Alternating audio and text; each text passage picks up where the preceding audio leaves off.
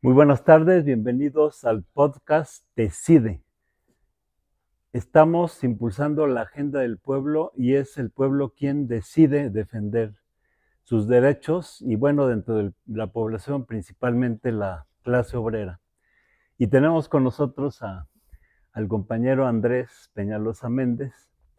Él es economista, doctor de economía por la UNAM, pero es un economista que ha trabajado toda su vida por los intereses populares y por los intereses de la clase obrera, y siempre buscando fortalecer la acción ciudadana. Él ha participado en muchos colectivos muy importantes, como en su momento la Red Mexicana de Acción frente al libre comercio.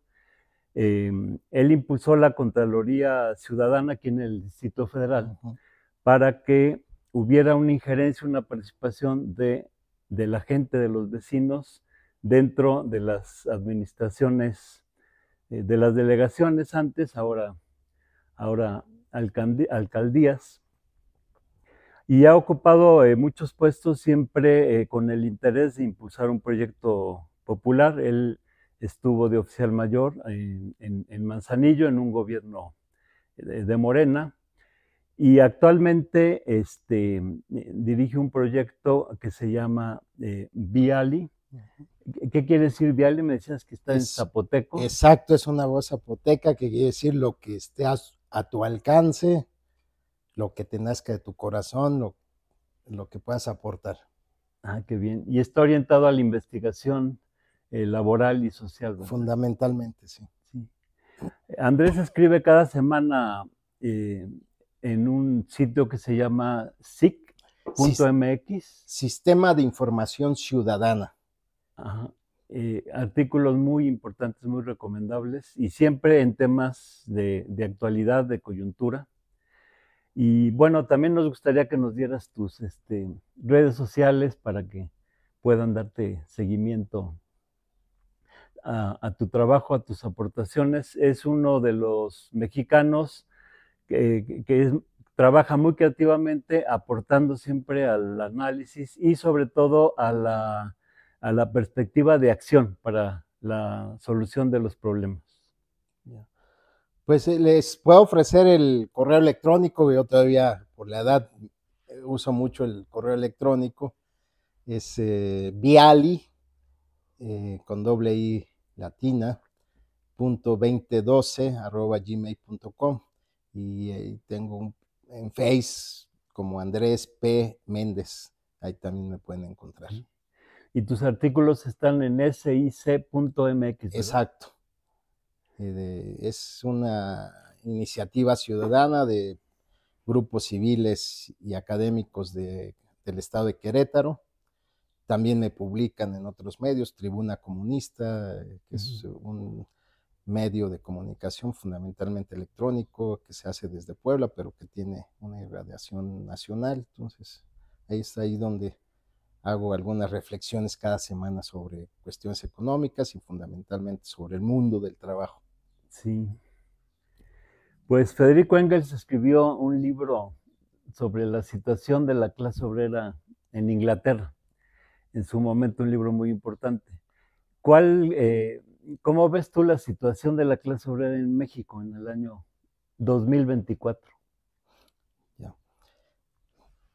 Ya que haces la referencia a ese texto que es fundamental y que uno añora que ojalá se hicieran ese tipo de estudios, más de caso, más de, ¿cómo se dice?, estudios de investigación de campo, ¿no? Y eso lo hacían incluso los inspectores del gobierno inglés. Carlos Marx, por ejemplo, tenía en su biblioteca los famosos libros azules, que eran los reportes que hacían los inspectores del trabajo de Inglaterra, que eran soberbios, es decir, muy minuciosos. Hicieron los primeros estudios, por ejemplo, sobre nutrientes que consumían en sus alimentos la clase trabajadora, se metían a las viviendas a describir las condiciones. Y comento esto porque hay omisión, una aridez en los informes, en el trabajo de las autoridades laborales, que no, y también de la academia, ¿no? Cada vez los estudios obreros o del mundo del trabajo pues son menos. En los años 70, tú recordarás, habían centros de estudio sobre la clase obrera, sobre la situación de los trabajadores, y eso da mucha luz sobre cuáles eran las condiciones de vida y las luchas y las demandas de la clase trabajadora. ¿Cómo le ha ido a la clase trabajadora en México? En términos generales, bien en el bienestar, sobre todo en la base de la pirámide, a partir de la política de recuperación de los salarios, del poder adquisitivo de los salarios mínimos, que inició en 2018 con la primera fijación que correspondió al gobierno del licenciado López Obrador. 88 pesos. 88 pesos. En diciembre se hace la primera fijación. Yo tengo la oportunidad incluso de presidir. Andrés fue presidente de la Comisión Nacional de Salarios Mínimos y fue el primero que impulsó los salarios mínimos con mucha energía. Después de, pues, desde 1976 los salarios fueron en picada, y ya a partir de la gestión de Andrés fue la primera vez en que el salario mínimo sí logra recuperar, ¿no? el poder adquisitivo. ¿Qué porcentaje se obtuvo ese año? Sí, esa primera fijación es un punto de quiebre, debo decirlo, porque el incremento fue del 16.2% en términos generales, pero ese año se crea una zona geográfica que habían desaparecido. Cuando se decreta la creación de la Comisión Nacional de los Salarios Mínimos en los años 60, en el 62, 63, y aún antes habían comisiones regionales y se habían determinado zonas geográficas con diferentes salarios. Eso se fue achicando hasta desaparecer. Bueno, en diciembre del 2018 se crea la zona libre de la frontera norte, que es bien importante porque nos permitió duplicar, es decir, un incremento del 100% al salario mínimo en 43 municipios fronterizos. Claro, partía de todo un programa y compromisos con el sector empresarial, como contrapartida se les otorga estímulos fiscales, se reducen, por ejemplo, la tasa del impuesto sobre la renta en una tercera parte, se reduce en la mitad el impuesto al valor agregado, se les garantiza precios competitivos en combustibles y otras prerrogativas. Pero lo importante fue que se duplica el salario. Con esto se rompe un mito neoliberal que se había interiorizado en muchos tomadores de decisión, que si se incrementaban los salarios más allá de la productividad, lo que iba a ocasionar eran presiones inflacionarias, corrida de capitales, desempleo, y que en la carrera nos decían, entre precios y salarios, quien sale perdiendo es el pobre trabajador. Bueno, ¿qué pasó? Se duplica el salario en la frontera norte, que es un ejercicio poco visto a escala internacional, no solo en México, a nivel mundial. Y no pasó nada. De hecho, aún con la pandemia, años posteriores, los primeros sectores y regiones que empiezan a restablecer la dinámica y a superar incluso el nivel previo a la pandemia fue justo la zona fronteriza. Entonces, me gusta subrayar esto porque es una muestra, además desde México para el mundo, muy apreciada de que es posible tomar decisiones fuertes de recuperación de los salarios mínimos. Y tiene que ver incluso más allá del bienestar de las familias, también tiene un impacto para la dinámica económica. Ahora poco se recuerda, en diciembre del 2018 veníamos acumulando trimestres de crecimiento negativo en lo económico. Estamos casi en la antesala de una fase recesiva. Y la política de recuperación de los salarios mínimos, junto con otras circunstancias y otras medidas, permitió sortear esa situación. Ya luego vino la pandemia, pero ese es otro capítulo. Lo cierto es que sí logramos romper una timidez, porque los incrementos, el acuerdo, digamos, cupular de mejorar los salarios mínimos en particular, se había tejido ya desde el gobierno de Peña, mucho por la presión del gobierno de los Estados Unidos en el marco de la revisión del Tratado de Libre Comercio de América del Norte, que luego fue sustituido por el TEMEC. Ese es el contexto. Sin embargo, lo están haciendo aún así con mucha parsimonia y timidez. Con esa fijación del diciembre del 2018, pues ya el mensaje es claro. Va en serio la política de recuperación del poder adquisitivo de los salarios mínimos. Y a 6 años, pues los datos ahí están, se duplicó. Sí.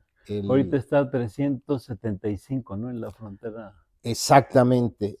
Esos 375 pesos diarios de salario mínimo en la frontera norte, Pablo, es en términos comparativos el equivalente al salario que se tuvo en 1976, que es el año en donde el salario mínimo alcanza su máximo, y ya luego viene la caída, ¿no? Por la crisis y porque se adopta el modelo neoliberal, donde uno de los ejes era el anclaje de los salarios como factor de estabilización. Y las recetas del fondo, ¿no? Así es. Echeverría endeudó tremendamente al país, recibió el país con una deuda de 3.600 millones de dólares, y al salir ya eran 19,000, o sea, lo cuadruplicó. Y él le abre la puerta al Fondo Monetario Internacional, que precisamente lo primero que receta pues son los, los topes salariales, el IVA no existía, lo introduce el Fondo Monetario Internacional, los recortes en salud que tanto hemos sufrido, en educación, petrolizar la economía. México no exportaba petróleo. Crecíamos al 6% sin exportar petróleo. Empezamos a exportar petróleo y el crecimiento ha sido del 2%, ¿no? En fin, las políticas de ajuste estructural, sí, que nosotros cuestionamos mucho, y el tema salarial pues era un pilar de esas políticas de ajuste, que en realidad es algo de mucha hondura, porque se redistribuye la riqueza. Por ejemplo, en ese año de 1976, recordarás, Pablo, la participación del trabajo en la riqueza nacional, medida, por ejemplo, con el Producto Interno Bruto, representaba 41%. Al día de hoy, con todo y la recuperación... Y el capital 43%. Así es. O sea, y ahora es la participación del trabajo en la riqueza no rebasa el 27%. Entonces sigue habiendo una disparidad. Y 63% el capital. Así es. Ahora, todo se puede expresar en pesos y centavos para dimensionar lo que eso significa, y que son de los pendientes, porque a pesar de los avances en términos de bienestar y de programas sociales, pues sí, México sigue siendo una sociedad injustamente inequitativa, ¿sí? Por ejemplo, en un reciente informe de la CEPAL, y qué bueno que la CEPAL empiece a hacer este tipo de estudios, daban cuenta de que el 1% de las familias en México concentran 43% de la riqueza neta. Ahora, uno se debe preguntar si la participación del trabajo en la riqueza en el 76 era del 41% y ahora no pasa del 27%, y me estoy siendo optimista, pues alguien se está beneficiando. El último año que yo tengo, en donde yo tengo datos, el Producto Interno Bruto en México era alrededor de 33 billones de pesos. Eso significa que tan solo en ese año la clase trabajadora perdió más de 4 billones 660,000 pesos. Es una cantidad brutal. Y eso obviamente se va al capital. De hecho, en este sexenio, con todos los logros, pues también ha sido el sexenio, y hay que decirlo, donde el capital, incluso el componente más duro y poderoso, que es la oligarquía, aún los adversarios de la cuarta transformación, han tenido extraordinarias ganancias, como nunca. Son felices, felices, felices. Carlos Slim al inicio del sexenio tenía alrededor de 50,000 millones de dólares y ahorita tiene 100,000, o sea, nada más duplicó su riqueza. Y bueno, los bancos, ¿no? Que rompen récord tras récord. Creo que últimamente se informó que ganaron 275,000 millones de pesos, sí, y los 10 personajes más ricos, sobre todo después de la pandemia, pues enriquecieron otro 30, 40% adicional, ¿no? Ahora, lo que es bien importante es que del gozo no caigamos al pozo. Sí hay que celebrar, hay que estar contentos de que hay una política de recuperación de los salarios mínimos. Pero, a ver, en 2018, el salario mínimo apenas era una tercera parte de lo que había sido en el 76. De manera que en el gobierno del licenciado López Obrador se recupera una tercera parte más. Si ustedes tienen un pastel y tienen 3 rebanadas, pues le adicionaron una rebanada. Nos falta adicionarle otra rebanada para alcanzar el nivel del 76, porque en la frontera norte se logró, pero en el resto del país el salario mínimo es de 248 pesos. Pero algo más, ese no es el salario mínimo constitucional. Y también desde el campo económico se puede ponerle pesos y centavos, cuál debe ser el salario mínimo constitucional, es decir, esa cantidad que, como marca la Constitución, debe ser suficiente para cubrir las necesidades sociales, materiales, educativas, recreativas de una familia, que en promedio son 4 integrantes. Varias instituciones, entre ellas Viali, que actualmente presido, lo hemos cuantificado en 750 pesos. Al día de hoy es lo que debería de ganar una trabajadora con salario mínimo.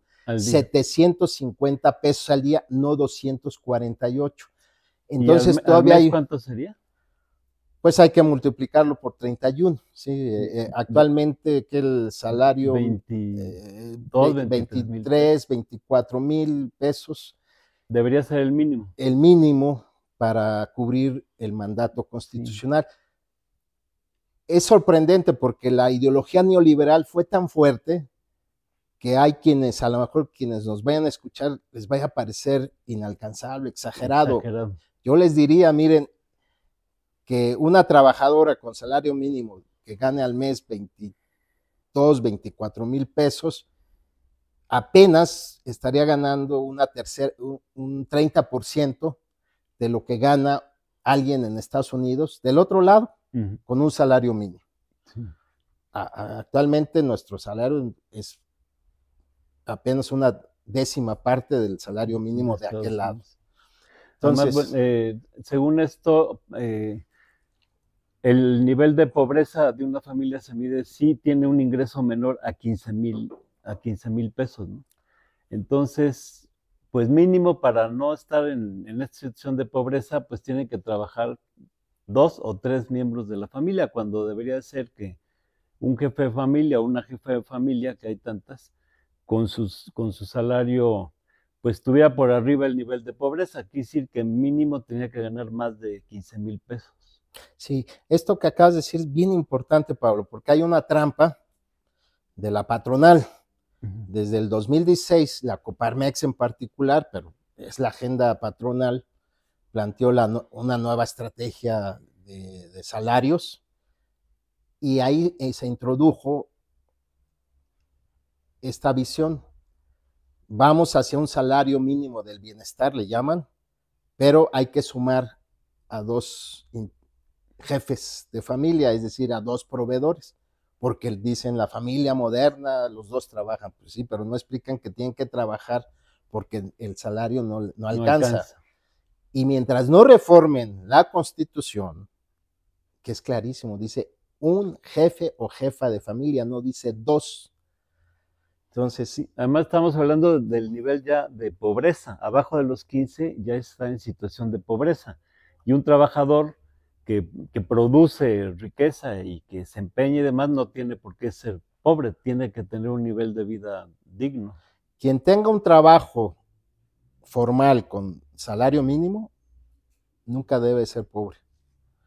De hecho, uno de los déficits que espero que en el nuevo gobierno se subsane es replantearse todas las canastas básicas, porque hoy las referencias no son las adecuadas, es decir, hay un Consejo Nacional de Evaluación de la Política Social, la Coneval, que es una institución muy prestigiada, elaboró con mucha rigurosidad canastas básicas, pero son para medir pobreza, el empobrecimiento de las familias, no es para medir esa canasta salarial. Son cosas bien diferentes. De hecho, es una omisión que yo intenté en su momento subsanarla, ya no tuve oportunidad de conseguirlo, pero me parece que es fundamental. Es decir, cuando nosotros decimos que el salario mínimo constitucional es equivalente al precio de hoy en 750, es porque hemos integrado una serie de bienes y servicios que son imprescindibles, esenciales para tener una vida digna, no ostentosa, lujosa, sino una vida digna, suficiente para 4 integrantes, y que deben de integrarse una serie de bienes y servicios que no están integrados adecuadamente en las otras canastas, o aspectos que no son considerados, porque no es lo mismo tener ahí un pollo, ¿sí? A prepararlo, ¿verdad? Ahí hay un trabajo y hay que integrarlo dentro de la cuantía que implica una canasta básica salarial. Bueno, el otro problema que hay que destacar es que hay una suerte de tope salarial en materia contractual, porque sí, muy bien, se avanzó en recuperar el poder adquisitivo de los salarios mínimos, todavía hay un tramo, pero en los 3, 4 primeros años de este gobierno que está por terminar, pues aplicó una política de contención salarial. De los salarios contractuales. Así es. Entonces, eso explica, entre otras cosas, Pablo, por qué la participación del trabajo en la riqueza sigue siendo del 23, 27% y no del 41%, porque quienes perciben el salario mínimo, pues no rebasan los 6 millones. Hay más de 20 millones quienes reciben hasta un salario mínimo. Eso implica que el resto gana por debajo del salario mínimo. De hecho, otro problema de la economía que tiene que ver con el mundo laboral y que debe ser atendido de manera seria es la informalidad. En general, los salarios mejoraron tanto en el sector formal e informal, en un 17% en este sexenio. Sin embargo, cuando uno mira la brecha entre el salario que percibe un trabajador en el sector formal y en el informal, es prácticamente la mitad. ¿Sí? El salario promedio en el sector formal es arriba de 13,000 pesos mensuales, y en el sector informal el salario promedio pues no rebasa los 8,000. Entonces allá hay una brecha, y que tiene que ver con que el 55% de la población ocupada en este país sigue esclavizada o trabajando en condiciones precarias en el llamado sector informal. Ese es uno de los grandes problemas que espero yo que la doctora Sheinbaum atienda con la mayor seriedad, y es posible. Y hay que hacerlo con decisión, porque en 2005, por ejemplo, Pablo, cuando se empiezan a hacer estadísticas sobre estos indicadores, la tasa de informalidad en 2005 era del 59% aprox. ahora es del 55%, baja, pero estamos hablando de 20 años en donde la reducción de la tasa de informalidad pues apenas fue 5 puntos. El gobierno entrante tendría por lo menos que fijarse el objetivo meta de reducirlo en un 10%, y es posible, fomentando las economías sociales solidarias, haciendo programas de incorporación de quienes lo hacen ahora en el sector informal, con todos los derechos y la seguridad social. Es decir, es un tema que no está en la agenda pública, en la agenda nacional, porque seguimos bailando al son que nos tocan las élites y los grupos de poder, cuando desde abajo tenemos que decir no, tenemos que lograr un salario mínimo constitucional, tenemos que recuperar el poder adquisitivo de los salarios contractuales. Y eso se ha empezado a romper pues, a partir de huelgas importantísimas. La más reciente fue, por ejemplo, las movilizaciones que llevó a cabo la Coordinadora Nacional de Trabajadores de la Educación. Pues se anunció con bombos y platillos el 15 de mayo, Día del Maestro, que un incremento del 10%, y todos los medios de comunicación pues aplaudiendo, y entonces no entendían por qué las maestras de Chiapas, Oaxaca, Guerrero, Ciudad de México y otros 20 estados se movilizan, hacen un plantón en el Zócalo. ¿Son ingratos o qué? ¿No? Dejaron claro que ese 10% era insuficiente, que no iba directo al salario, que era un engaño porque venían prestaciones. Y bueno, después de varias semanas obtienen un incremento superior, prestaciones, respuesta a viejas demandas. Queda claro que la reforma neoliberal antieducativa de Peña pues todavía sobrevivía, que todavía le quedan muchos puntos y comas y otras cosas horrorosas. Bueno, pues desde abajo se tiene que decir, tenemos que revertir todo lo que le ha hecho daño a la clase trabajadora y a la nación. Y todavía quedan pendientes, se ha avanzado mucho, eso es muy importante. Y veo condiciones favorables, pero no podemos descuidarnos. Y fortalecer mucho el empleo, porque incluso hay que ampliar la población económicamente activa, porque en edad de trabajar hay más de 90 millones de mexicanas, mexicanos, pero el PA es de 60. Entonces hay 30 millones en edad de trabajar que no trabajan. Y en muchos casos es porque son amas de casa que no encuentran las condiciones, guarderías, etcétera, para trabajar. O jóvenes que están en edad de trabajar, quieren trabajar, no encuentran trabajo y se dedican a estudiar.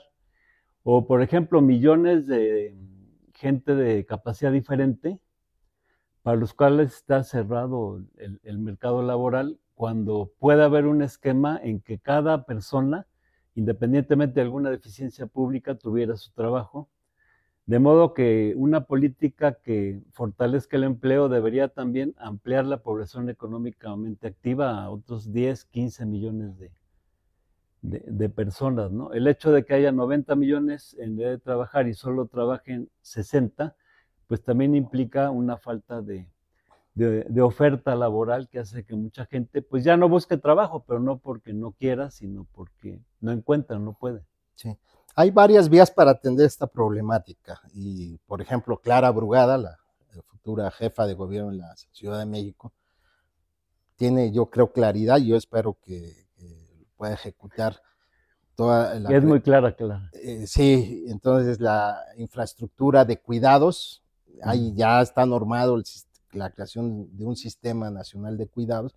Bueno, pues en la Ciudad de México en particular tendría que acelerarse toda la infraestructura que permita, sobre todo esta población en edad de trabajar y con ganas de trabajar, incluso con necesidad de trabajar, pero que no lo puede hacer o lo hace parcialmente en condiciones muy penosas, y que en su mayoría son mujeres, pues con esa infraestructura de cuidados puedan salir a emplearse. Entonces, esa es una vía que desde la esfera pública pues se tiene que acometer. La otra es, insisto, fortalecer y formalizar las economías sociales y solidarias, por ejemplo, echar a andar proyectos como las gasolineras del bienestar. Se habló mucho, había mucha expectativa, pero yo creo que al día de hoy debe de haber 1 o 2 o 3, no más, gasolineras, cuyo concepto era que en lugar de que esté la Exxon, la British Petroleum, todas estas empresas que el general Lázaro Cárdenas expropió para recuperar el control soberano de nuestros energéticos y que ahora están aquí, ¿sí? Pues que sean cooperativas quienes tengan sus gasolineras. Y eso es generar empleo y formalizar quienes lo hacen en condiciones precarias. Y hay una cantidad enorme de alternativas. Lo otro es ya no dilatar la reforma a la Ley Federal del Trabajo para reducir la jornada de trabajo a 40 horas con pago de 56, es decir, tener 2 días de asueto. Es una demanda que ya no hay que discutir porque tiene más de 100 años que México se colocó a la vanguardia internacional al fijar una jornada de 48 horas, pero fue en 1917. Ya es fundamental reducir la jornada y eso va a provocar que las empresas puedan requerir de más trabajadoras y trabajadores, porque pueden abrir hasta un nuevo turno, aquellas que tengan capacidad y necesidad de ello. Hay una lucha bien importante reciente, Pablo, en enero, febrero de este año, en Goodyear, San Luis Potosí. Ahí, ¿qué pasa?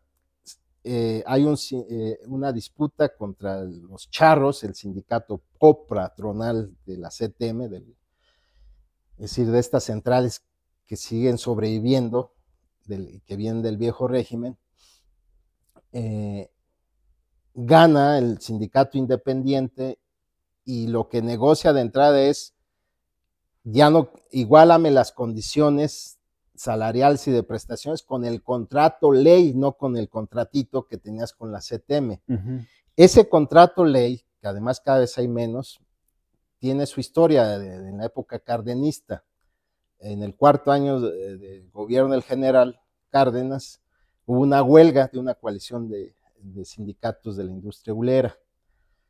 Y eso permitió crear el contrato ley que regía no a las empresas, sino a toda la industria.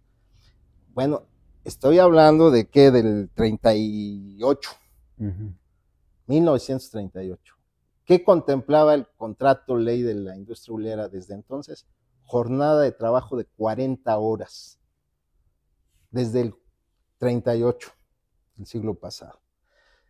Eso me parece que ya, habiendo mayoría, ya no hay excusas, está más que discutido, lo único que falta es aprobar la reducción de inmediato a 40 horas, pero además con un periodo de transición hacia el 2030 de una jornada de 36 horas. Sí. Hay varios países que tienen ya jornada de 36 pero tienen 30, 20 años por los más rezagados en que su jornada es de 40 horas y en Francia y en otros países europeos y de otras latitudes es de 34, 36 horas. Además, la productividad ha aumentado tanto que el obrero ya en esas 36 horas produce muchísimo más que anteriormente en 48. ¿No? Entonces, esa reforma es fundamental para abrir cancha a que, sobre todo las mujeres que hoy están ahí atadas a los cuidados, puedan incorporarse al mercado laboral en condiciones adecuadas. Es decir, están las mejores condiciones, pero pues si no lo exigimos desde abajo, nos pueden ganar las agendas de las élites, ¿no? Sí. Y de las trabajadoras del hogar, ¿qué nos puedes platicar? Bueno, esa fue una hazaña que afortunadamente logramos contribuir a que se subsanara una omisión desde 1970, con una reforma a la Ley Federal del Trabajo, se había establecido que la CONASAMI tenía que establecer el salario mínimo para trabajadores del hogar y para jornaleros agrícolas. Cuando yo llego a CONASAMI, pues de los pendientes, pues está este. Y me puse a buscar en los archivos y no había un solo oficio de ningún secretario o secretaria de trabajo que le hiciera un extrañamiento o le solicitara al titular de la CONASAMI a que subsanara esa omisión, que establecer un salario mínimo para trabajadores del hogar y jornaleros, que estaba desde 1970.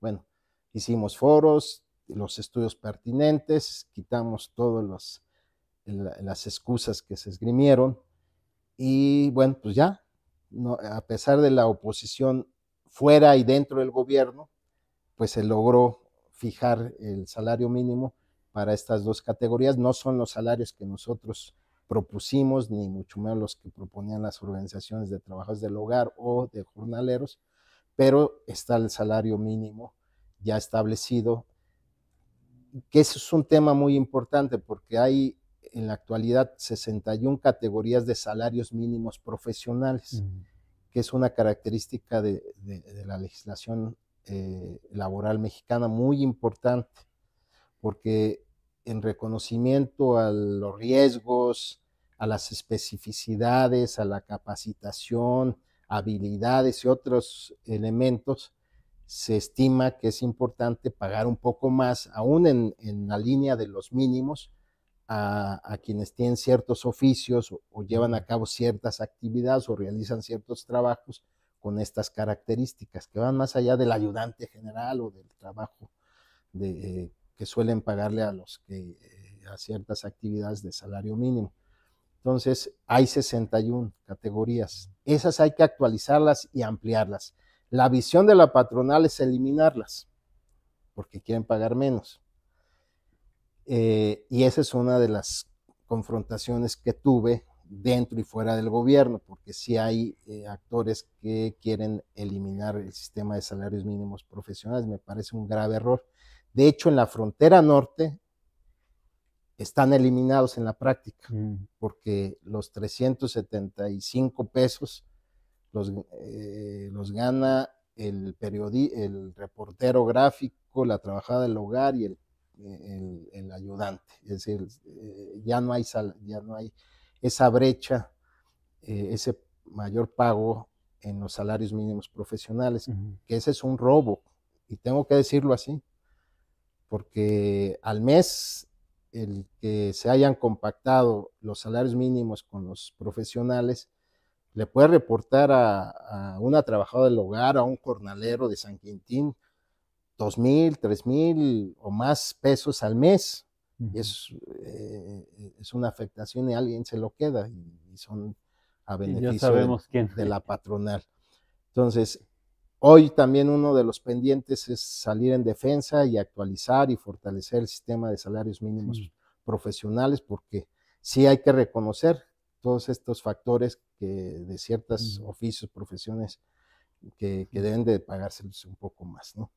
Y reconocer los derechos de los trabajadores por aplicaciones, que son alrededor de 500,000, que los tratan como emprendedores, ¿no? Entonces ellos tienen que poner su moto, y como son emprendedores, pues no tienen vacaciones.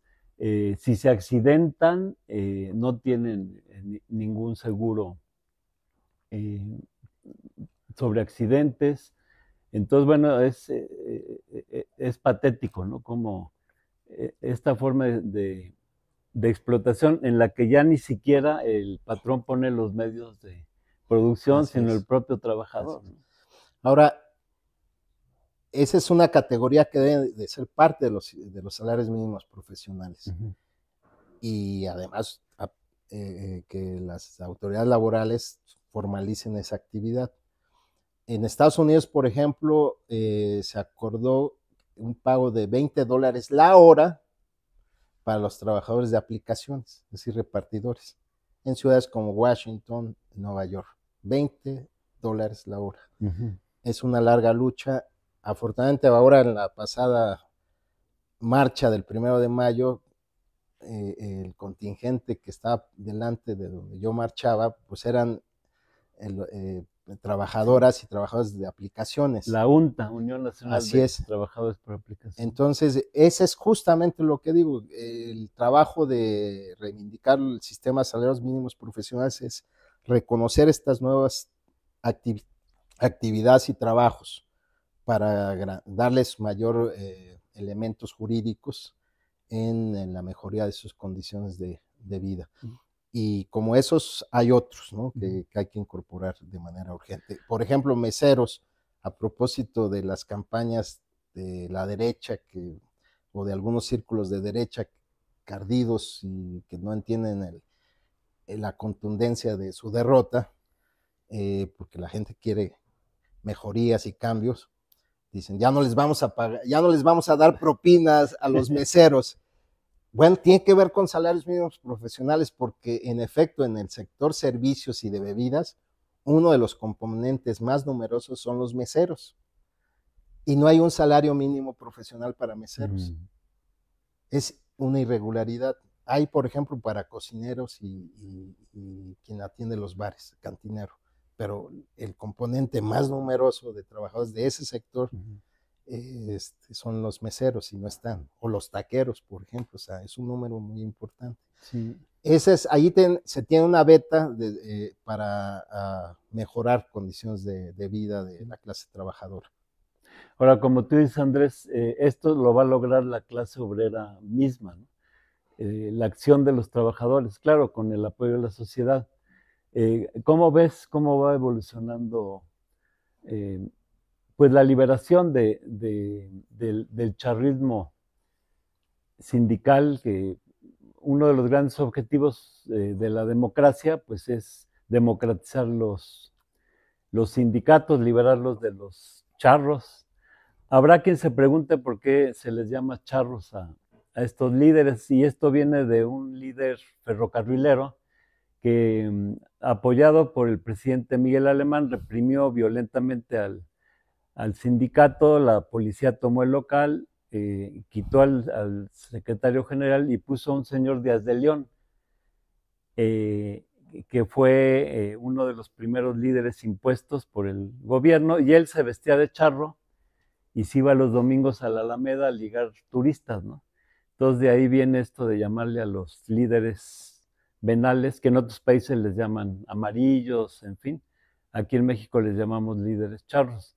Pero bueno, ¿cómo hacer para liberarnos del charrismo sindical? Bueno, pues más organización obrera, no es fácil, debemos de exigir autoridades calificadas, responsables, comprometidas, dejar atrás la simulación y debo ser honesto porque es una obligación quienes hacemos ciencia social, una evaluación objetiva de la política laboral del gobierno que está por terminar, debo decirlo, es el gatopardismo laboral, es decir, cambiar para que las cosas sigan igual. Claro que ha habido cambios y claro que esos cambios han arrojado resultados positivos en algunos aspectos. Claro que se han tocado temas centrales en el mundo del trabajo, pero de manera, en muchos casos, inadecuado o acotados. Y siempre he dicho, parafraseando a Tito Monterroso, de su minicuento, ¿no? Cuando desperté y volteé, el dinosaurio ahí estaba, y ustedes volteen y los sindicatos del Congreso del Trabajo, es decir, los que fueron sostén del viejo régimen, ahí están, vivitos y coleando, son los que dominan la contratación colectiva, siguen controlando los principales sindicatos y se siguen generando escollos indebidos para la organización autónoma. Esa es una realidad y nada se gana con ocultarla. Pero hay un riesgo mayor, Pablo.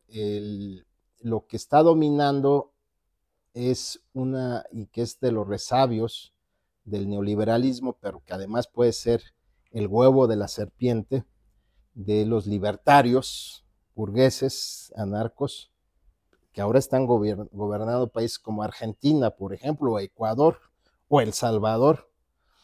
¿Qué es lo que plantean con con la reforma del 2019 de la Ley Federal del Trabajo? Se habla de la libertad sindical. Esto no es nuevo.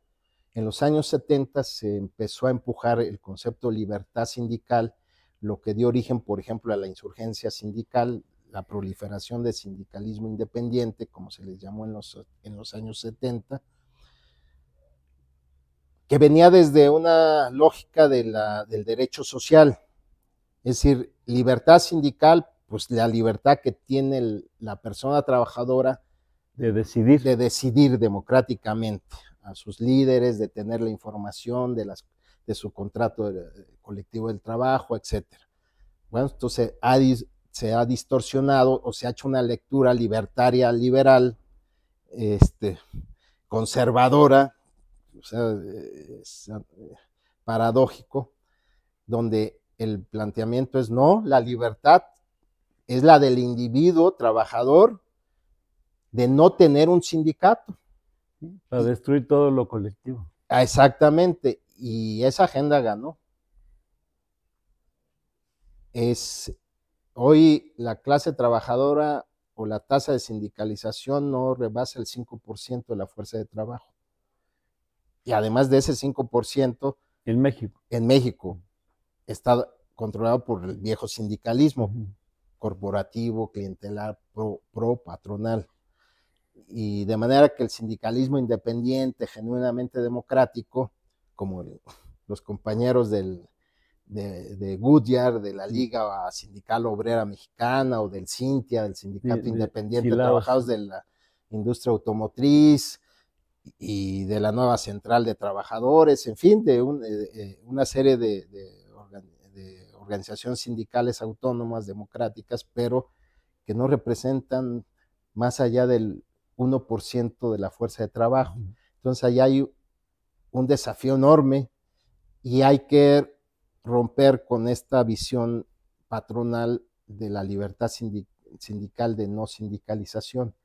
Entonces, ahí la autoridad laboral, incluso el Consejo Federal de Conciliación Laboral, que fue una institución nueva creada con la reforma del 2019, pues debe de tener un papel activo, protagónico, igual que las secretarías de trabajo federal y de las entidades, para alentar la organización autónoma de los trabajadores. Eso es fundamental. Entendemos que políticamente se tienen que establecer acuerdos, alianzas, pero no puede de ninguna manera condicionarse a la organización y la lucha genuina de los trabajadores. Sí. Afortunadamente ahora se tiene un mecanismo de respuesta rápida que se negoció, y no por voluntad de los gobiernos o de los patrones, sino por la fuerza sindical de los países de América del Norte, Canadá, Estados Unidos, aliados con sindicatos independientes de México. Tú hablabas de la REMAL. Estamos hablando que desde inicios de los años 90 del siglo pasado, cuando fundamos la Red Mexicana de Acción frente al Libre Comercio, el tema central que pusimos fue: si está negociando un acuerdo de libre comercio, entonces debe de haber una agenda social y una agenda laboral. Y no solo a partir de entender esas luchas es que se puede comprender ciertos resquicios que pueden jugar a favor. Se han dado más de 22, 24 casos de litigios bajo este mecanismo del TEMEC, que no deberían de haberse dado si tenemos autoridades eficientes, comprometidas y aplicando la ley, simplemente, sin sesgos, a favor de la patronal. No tendríamos que activar los mecanismos de respuesta rápida. Entonces yo confío en que también, pues, las nuevas autoridades laborales, locales y federales, pues tengan un cambio fuerte a favor de la clase trabajadora. Una profunda transformación. Así es, inspectores como, y con esto voy cerrando, porque veo que se nos agota el tiempo, de lo que comentamos al inicio, de los famosos inspectores ingleses que hacían los libros azules que tanto citó Marx en sus obras, pues es tipo de funcionarios públicos con ética, con compromiso hacia la clase trabajadora. Pero hay bien poquitos inspectores, ¿no? Bueno, pues es el argumento, siempre hablan de que siempre no, es que tiene que haber personal. más inspectores. No corruptos, muy profesionales, cuya actividad sea transparente. Y otra forma de nombrar a los inspectores, así como en el Poder Judicial se busca cambiar la forma de nombrar a los jueces, pues también hay que ver cómo se puede organizar el que los propios trabajadores nominen inspectores, gente suya, gente de confianza, para que realmente responda a los intereses de los trabajadores. Y que hagan su trabajo. Yo a menudo comento, a ver, si usted se le ocurre tirar basura o no levantar las heces de su mascota o se orina en la vía pública, pues el policía lo puede remitir, lo debe, pues su obligación, es parte de sus funciones, al juzgado. El tema es que hay omisión, no hay impedimento, no se necesita una demanda ciudadana como luego argumentan los policías cuando uno le reclama, oiga, se están orinando ahí en la calle, ¿no? Remítalo. No es que no hay denuncia ciudadana. Igual los inspectores. Necesitamos funcionarios del trabajo comprometidos que simplemente hagan sus funciones. Por ejemplo, y con esto también, no quiero abusar del tiempo, pero en las calles uno ve pegados en los postes carteles donde ofrecen salarios de 1,500 pesos al mes, de lunes a sábado, 9 horas diarias. Están pegadas a la vista y están en las colonias y en los pueblos. Bueno, ahí hay una ilegalidad porque están ofreciendo un salario por debajo del salario mínimo y nadie puede pagar abajo del mínimo formalmente. Entonces las autoridades laborales deben de estar actuando por oficio incluso. Sí. ¿No? Entonces, a menudo no se necesita destinar cuantiosos recursos, sí hace falta más personal, por ejemplo, en los tribunales nuevos que sustituyeron las juntas de conciliación y arbitraje, pero el problema es que al día de hoy han acumulado tantos expedientes y rezagos que de no corregirse, lo que viene es repetir el esquema de las juntas federales de conciliación que siempre han jugado en contra de la clase trabajadora porque hacen tortuguismo, acumulan expedientes. Eso es lo que no debe ocurrir y sí destinar más recursos públicos para fortalecer estas nuevas instancias laborales, pero sobre todo tener personal calificado, comprometido, insisto, que están ahí, que se les debe de capacitar y supervisar, que hagan simplemente su trabajo, ¿no? Así es, Andrés.